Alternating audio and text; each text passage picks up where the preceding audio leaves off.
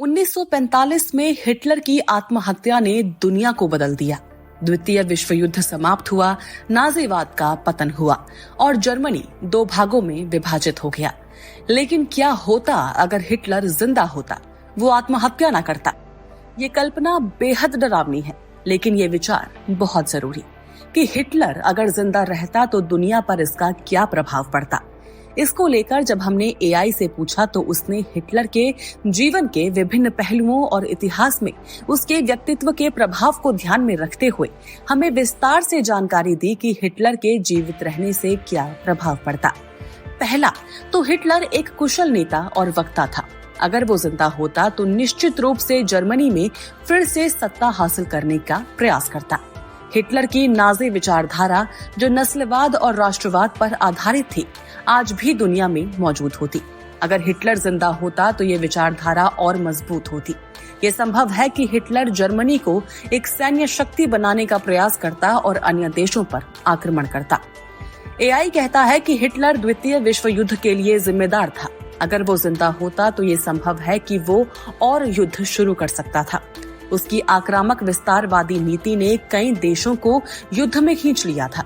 अगर वो जिंदा होता तो संभव है कि दुनिया आज भी युद्ध की स्थिति में होती।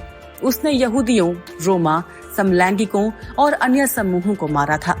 अगर हिटलर जिंदा होता तो संभव है कि इन समूहों को फिर से मारने की वो कोशिश करता। एआई का कहना था कि हिटलर ने जर्मनी की अर्थव्यवस्था को मजबूत बनाया था।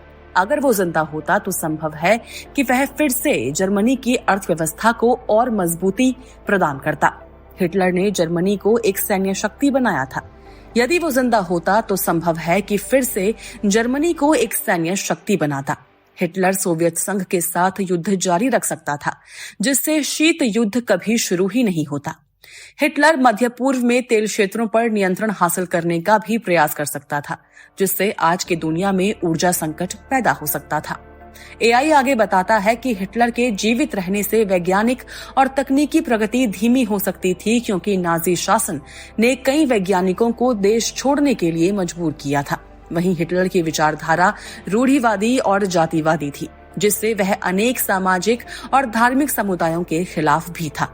तो अगर वो आज जीवित होता तो विविध समुदायों के बीच संघर्ष और आपसी विश्वास की कमी बनी रहती।